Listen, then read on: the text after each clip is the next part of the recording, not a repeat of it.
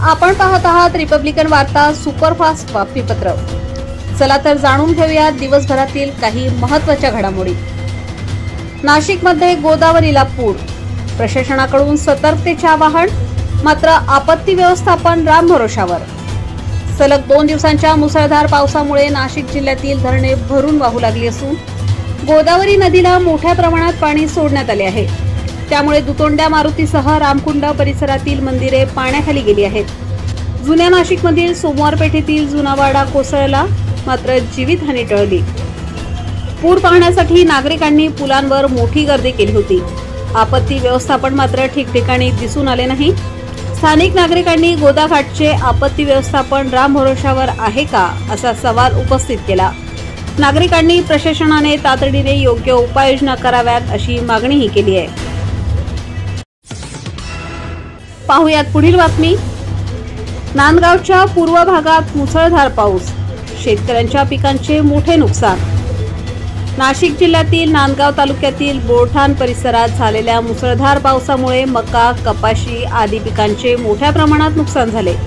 शेतकऱ्यांच्या हातातोंडाशी आलेले पीक पाण्यात बुडाले असून त्यांचे स्वप्न पावसाने उद्ध्वस्त केले। शासनाने सरसकट नुकसान भरपाई द्यावी अशी मागणी होत आहे। तहसील प्रशासनाने तातडीने पंचनामे करून मदत करावी, अन्यथा आंदोलनाचा इशारा देण्यात आला आहे। शेतकऱ्यांचे म्हणणे आहे की मागील नुकसानीची भरपाई अद्याप मिळालेली नाही, त्यामुळे यंदा तरी त्वरित मदत व्हावी। पाहुयात पुढील बातमी। अंबड औद्योगिक वसाहतीतील दत्तनगर पावसाने जलमय, नागरिकांचा सवाल, आमचा वाली कोण? नाशिकमध्ये मुसळधार पावसामुळे अंबड औद्योगिक वसाहतीतील दत्तनगर भागात नाले तुडुंब भरून पाणी घरात शिरले। उघडी चेंबर आणि पाण्याने भरलेले विजेचे रोहित्रे यामुळे जीवितहानीचा धोका निर्माण झाला आहे। नागरिकांनी प्रशासनाविरोधात संताप व्यक्त करत आम्ही कर भरतो, पण वेळ आली की प्रशासन दृष्टीआड होते असे म्हटले। परिसरातील महिलांनी आणि ज्येष्ठ नागरिकांनी पावसाच्या पाण्यामुळे घरात राहणे कठीण झाल्याचे सांगत तातडीने स्वच्छतेची मागणी केली आहे।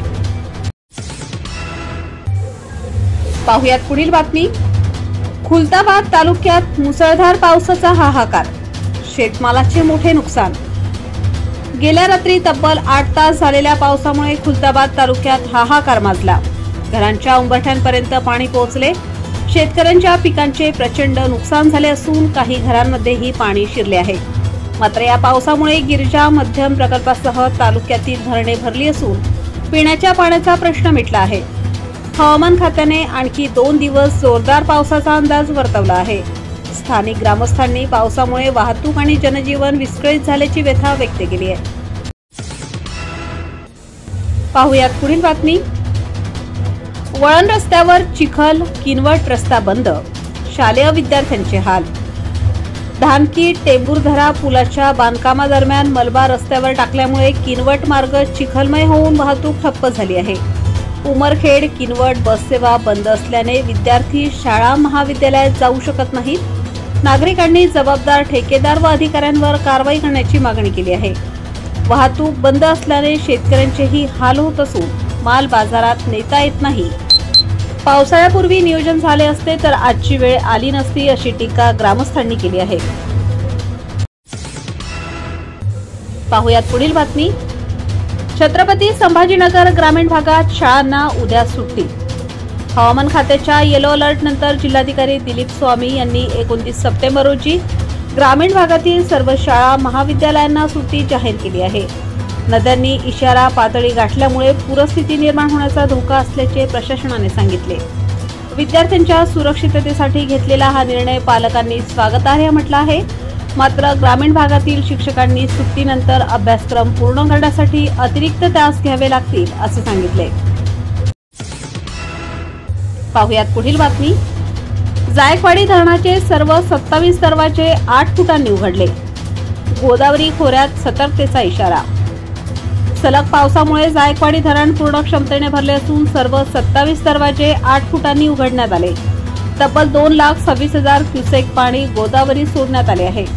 पैठणसह नदीकाठच्या गावांमध्ये पूरस्थिती निर्माण झाली असून प्रशासनाने नागरिकांना स्थलांतराचे आवाहन केले आहे। गावातील तरुण स्वयंसेवकांनी प्रशासनाला मदत सुरू केली असून नागरिकांना ध्वनिक्षेपकाद्वारे वारंवार सतर्क केले जात आहे। पाहुयात पुढील बातमी। देवणी तालुक्यात अतिवृष्टी, आमदार संभाजी पाटील निलंगेकरांचा दौरा।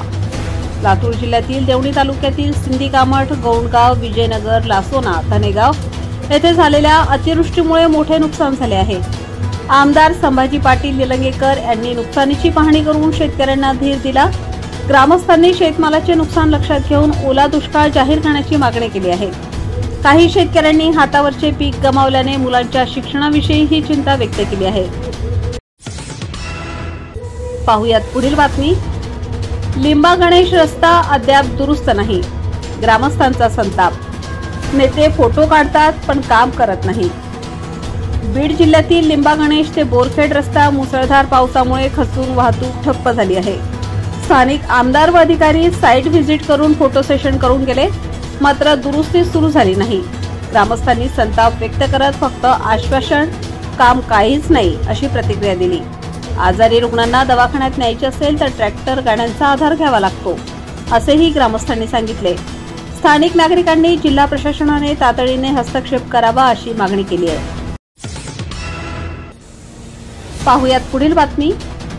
फुलंब्री पोलीस ठाण्याचा सन्मान, लोक अदालतीत सर्वाधिक केसेसमध्ये शिक्षा। 13 सप्टेंबर रोजी झालेल्या राष्ट्रीय लोक अदालतीत फुलंब्री पोलीस ठाण्यातील तब्बल 37 केसेसमध्ये शिक्षा झाली।